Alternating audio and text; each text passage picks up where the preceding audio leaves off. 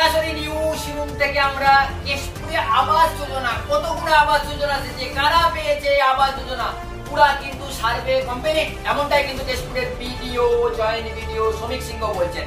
এবং কতগুলো এই আবাস যোজনা তালিকা থেকে কতগুলো নাম বাদ গেল, যাদের পাকার বাড়ি তারা কি পাবে কি পাবে না, সমস্ত তথ্য কিন্তু আমরা কেশপুর বিডিও অফিস থেকে এই মুহূর্তে খবর টেনে ব্রেক করব। এবং কারা বাড়ি পাচ্ছে এবং নতুন ভাবে যে কেশপুর আবাস যোজনায় যে নতুন ভাবে আবার ফর্ম ফিল আপ করছে, সেই ফর্ম ফিল আপে কতটা মানে কিভাবে নাম কালেক্ট করবে বা মানুষের কাছে কতটা বাড়ি পাবে, কারা বাড়ি পাবে বা কারা বাড়ি পাবেনি, এই নিয়ে কিন্তু বিভিন্ন জায়গায় কিন্তু চর্চার শেষ নিয়ে কিন্তু কেশপুরে কিন্তু সার্ভে শেষ হয়ে গেছে। আর এই মুহূর্তে সর্বপ্রথম কিন্তু আমরা এই খবরটা ব্রেক করছি, কারা বাড়ি পেলো বা কারা বাড়ি পেলোনি, বা যাদের পাকার বাড়ি আছে তারা কি পাবে, এমনটা কিন্তু গুঞ্জন শোনা যাচ্ছে। কিন্তু এই মুহূর্তে কেশপুরের ভিডিও শ্রমিক সিংহ তিনি কি বলছেন, পুরা তথ্য কিন্তু আমরা তুলে ধরেছি এই মুহূর্তে সরাসরি আপনাদের কাছে খবর টেনে ব্রেক করছি। আর আমাদের ক্যামেরা পার্সন পুরা তথ্য আপনাদের কাছে তুলে হাজির করলো। আমাদের কেশপুর ব্লকের জন্য এখনো অবধি আবাস যোজনার মোট বাড়ি ওই 26,000-এর মতো, 25,000 সামথিং, মানে 26,000-এর মতো। সার্ভে সমস্ত কমপ্লিট হয়ে গেছে। আমাদের এখনো অবধি 90% সার্ভে কমপ্লিট হয়েছে। 90% সার্ভের ভেতরে আমাদের মোটামুটি 8,000 হচ্ছে আমাদের সেকশন বাড়ি, আর হচ্ছে বাদবাকিটা আমাদের পিডব্লিউএর তালিকা। মানে যাদের এই যে সার্ভের 26,000-এর মধ্যেই পাকার বাড়ি আছে, কিন্তু এই বাংলার আবাস যোজনা বাড়িতে দেখা গেছে যে যাদের মাটির বাড়ি কেবল তারাই পাবে। এই পাকার বাড়িগুলোর ক্ষেত্রে কী হবে?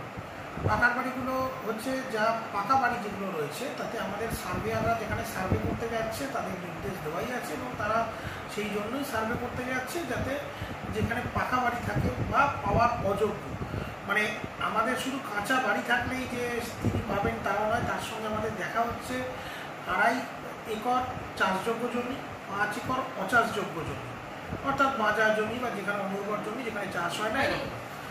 তাহলে এই রকম যে ভূমি আছে সেই ভূমিটাও কনসিডার করতে হবে। এছাড়া তারা কোনো সরকারি চাকরি করে কিনা, যদি তার ছেলে বা মেয়ে কেউ সরকারি চাকরি করে সেক্ষেত্রেও কিন্তু সে অযোগ্য বলে বিবেচিত হবে। গ্রামগঞ্জে এটা দেখা যাচ্ছে যে আপনার নাম এসেছে, বাট আপনার বাড়ি হয়ে গেছে, কিন্তু সেখানে দেখা যাচ্ছে যে ছেলের নাম নেই বা ছেলের বাড়ি আছে, এরকমটা কীভাবে আপনারা এই করছেন, মোকাবিলা করছেন? এবার এটা বুঝতে হবে, এটা হচ্ছে পরিবার কেন্দ্রিক প্রকল্প, অর্থাৎ প্রত্যেকের নামে ব্যক্তিগতভাবে বাড়ি পাওয়া সম্ভব নয়।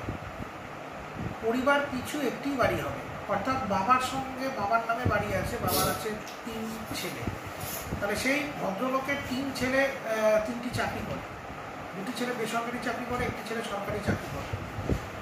সেক্ষেত্রে কিন্তু বাড়ি পাওয়ার অযোগ্য তালিকায় উনি অন্তর্ভুক্ত হবেন, কারণ ভদ্রলোক কিছু করেন না, কিন্তু তার পরিবারও ভাঙেনি। ছেলেরা অন্য কোথায় থাকেন ঠিকই আছে, কিন্তু পরিবার একসাথে থাকে। আবার এক বাবার যদি তার 3 ছেলে থাকে, 3 ছেলের যদি বাবা বেঁচে না থাকে, তাহলে 3 ছেলের ক্ষেত্রে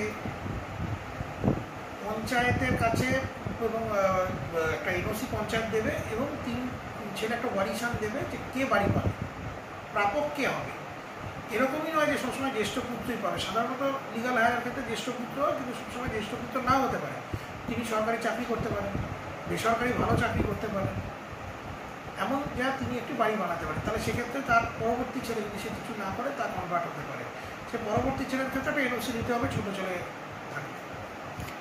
এবারে আবাস যোজনায় যে আপনি বলছেন 26,000 আমাদের সামথিং বাড়ি এসেছে, এই আগের বারে দেখা গেল একটা পোর্টালে নাম এসেছিল, সেই নাম কিছু লোকের আছে আবার কিছু লোকের নেই, এটা কি? 2018 সালে এই যে প্রকল্পে বাড়ি হচ্ছে এটার নাম হচ্ছে আবাস প্লাস। 2018 সালে এই প্রকল্পটির জন্য বাড়ি সার্ভে করা হয়েছিল। সেই সার্ভের মাধ্যমে যে প্রাপকদের নাম উঠে এসেছিল তা 2022-23 সালে গোড়ার দিকে, 23-এর গোড়ার দিকে 22-এর শেষ দিকে যে সার্ভে হয় তাতে একটা লিস্ট তৈরি হয়। সেই লিস্টটা ধরেই আজকের এই সার্ভেটা করা হচ্ছে। কেন্দ্রীয় সরকার তখন বলেছিল তাদের প্রকল্পে টাকা দেবে, এবং সেই হিসাবে আমরা একটা লিস্ট তৈরি করেছিলাম। সেই লিস্টটাকেই আমাদের আবার পরিমার্জন করে বর্তমান লিস্টটি তৈরি হচ্ছে। তার ফলে ওই সময়ের সার্ভেতে দেখা যাচ্ছে প্রথমে 18 সালের সার্ভেতে অনেকের নাম ছিল, কিন্তু পরবর্তীকালে খতিয়ে দেখা গেছে সেক্ষেত্রে কোনো না কোনোভাবে সে অযোগ্য বলে বিবেচিত হয়েছে। অনেকের বাড়ি কেটে গেছে না, সুতরাং নাম হওয়ার কারণটা দুটো লিস্টের ক্ষেত্রে এইটাই মানে এগুলোকে আপনারা কিভাবে দেখছেন, যাদের নাম ছিল বা এই বাংলার আবাস যোজনা তালিকাতে নাম নেই, সেগুলোকে কিভাবে এবার দেখছেন? যেগুলো এটা ধরে নিতে হয় আমরা বাংলার আবাস যোজনার তালিকাটা নিয়ে কাজ করছি, তা আগে থেকে নির্ধারিত তালিকা, অর্থাৎ এই যে 26,000 যে লিস্টটা বললাম, এই লিস্টটা তৈরি হয়েছিল তখন।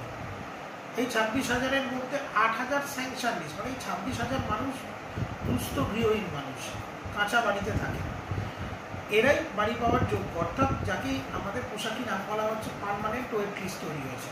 এই পার্মানেন্ট ওয়েট লিস্টের ভেতরে 8,000 মানুষকে স্যাংশন, অর্থাৎ এই দুস্থর মধ্যেও প্রায়োরিটি করে দেওয়া হয়েছে।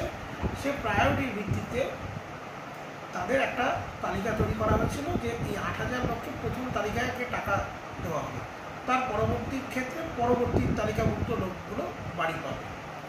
প্রত্যেকটা পঞ্চায়েত কার্যালয়ে এবং দেখা যাচ্ছে বিডিও অফিসেও এলাকার মানুষেরা বাড়ির ফর্ম জমা দিচ্ছে, এটা কত পরিমাণ জমা পড়েছে আপনাদের, বা এটাকে কীভাবে দেখছেন?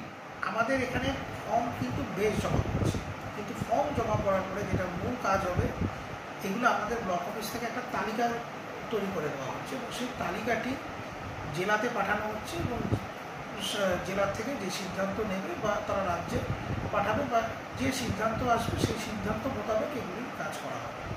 মানে প্রত্যেকটা অঞ্চল থেকে যে আপনাদের তালিকা আসছে, মানে নতুন করে বাড়ির, এবং আপনার ব্লক দপ্তরে তো জমা পড়ছে, এগুলো সম্পূর্ণই জেলায় যাবে? আমাদের এছাড়া মানে প্রপার চ্যানেল গেলে আমাদের জেলার মাধ্যম দিয়ে যেতে হবে, কারণ আমাদের পরবর্তী উদ্বোধনের কর্তৃপক্ষ আমাদের জেলা প্রশাসন, তাহলে আমরা জেলা প্রশাসনের কাছে সেগুলি পাঠাবো, জেলা প্রশাসন সেগুলো পরবর্তী সিদ্ধান্ত তারাই নেবে।